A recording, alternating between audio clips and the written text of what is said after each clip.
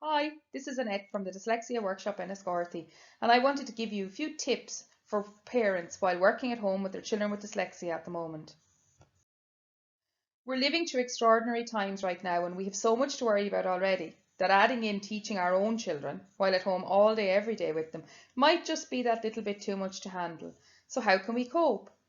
We have a few ideas and tips that might help you, and if you need any more help or information, you can contact us and we'd be happy to help in any way we can.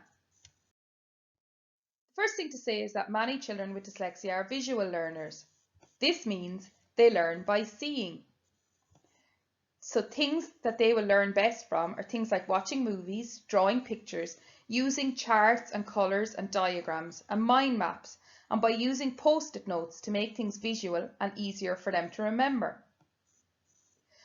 If you're working on a story together, try and get it in audio version because this brings the story alive in their heads. If you sign up to BorrowBox from your local library, you can download many books for free. Children need to learn in slow chunks, being careful not to overwhelm their brains. It's a bit like filling a glass of water. You can do it slowly and carefully, or you can fill it fast and lose water as it splashes over the edge. Processing speed is how quickly we are able to take in information, and it's best to take it in slowly but properly. So take your time and don't try to do too much. Like the hare in the tortoise taught us, slow and steady wins the race. A little bit of work more frequently is better than one long session. People with dyslexia are very creative and they should use this strength to make essays and answers more interesting. It's better to be interesting than to have everything spelled correctly, so don't worry too much just yet about those spellings. They are right brain thinkers. This is why spellings get lost sometimes, as they have further to travel in the brain to the language centre. This is not a weakness, and it's very common. Give them time to process and think about answers, as trying to rush through work slows the language even more. Having a great imagination is a fantastic talent in so many ways and makes work produced have a creative flair that others will never be able to match. But having a great imagination also means that you create different problems and you make them huge in your head because you imagine a problem for every solution. Try and stop this by telling your children that we can only live in this very moment and all we must control or enjoy is right now, this very moment. Remember, we talk to nobody more than we talk to ourselves. So it's important to be kind. In your head, don't spend time thinking about what you can't do, but focus on what you can do and how you can do a little bit more every day.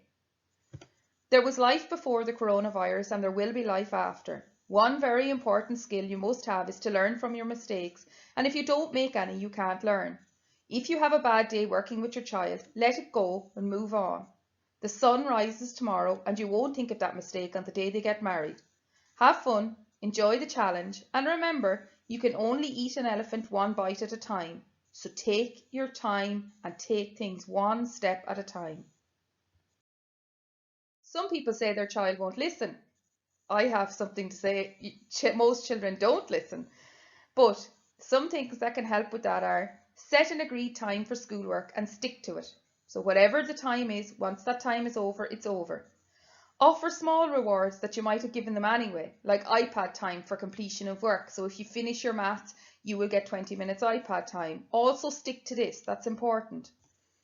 See things sometimes from the child's perspective if you can. Some days, like us, they need a rest or they need to contact their friends instead of working, and that's okay. We are modelling real life for them at this time and how to protect our mental health at times of stress. Some people's children won't sit down. If a child needs to move to learn, it is a good thing to let them sit on a yoga ball. They can learn and get movement at the same time. Make learning active and fun. Use real life in maths, like weighing ingredients to practice weight or playing shop to practice spending money.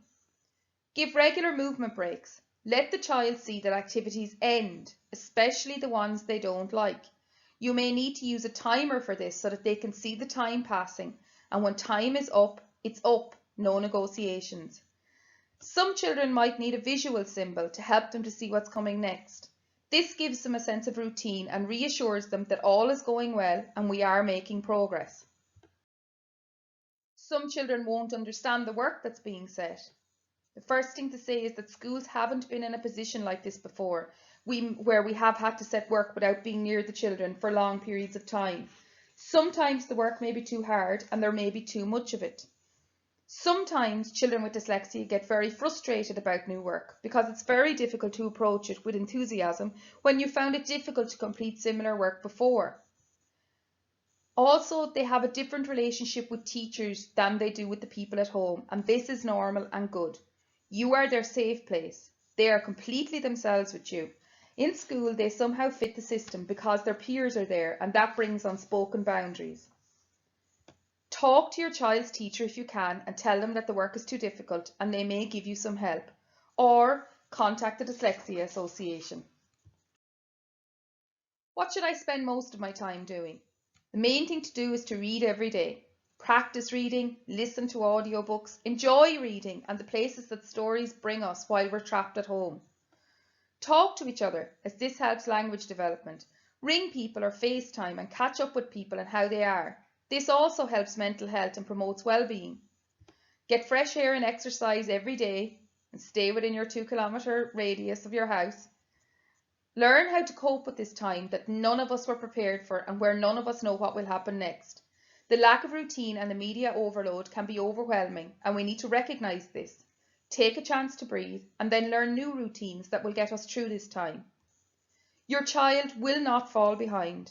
Teachers are trained to teach children of different abilities and we know all the topics we have to cover. We will spend time teaching each new concept when the schools start again, and your children will catch up. If you keep fighting over the work, first thing to say is walk away once a row starts and take a break from each other. We don't learn in negative situations where we are frustrated and upset. Give yourself a break as a parent. No child will forget everything they have learned or will regress terribly over this time. And when we get back to schools, children will learn again. This situation is temporary and it will end. Use fun ways to learn where possible. iPad apps, watching programs in history or nature, baking, sewing, knitting, cleaning skills, things that will make them independent, like how to make a sandwich or make a bed, Lego, Play-Doh, sports. All learning doesn't come from books. Use distance learning. Sometimes you need to walk away from your child and try again later. Is there anywhere we can get help? You can contact your local school. You can contact the Dyslexia Workshop in Enniscorthy if you're around our area, or you can contact the Dyslexia Association of Ireland. The main thing to remember, you are the parent, not the teacher, and the main thing you have to do during this time is keep the children alive and well and take care of yourself. When this is all over, and hopefully nothing like this will ever happen again, the children will go back to school and life will return to normal. So do what you can, and after that, relax and enjoy this time with your family. We're all in this together and we are happy to help. Let's learn from each other and make this time better by supporting each other. Help us to help you by telling us what you need.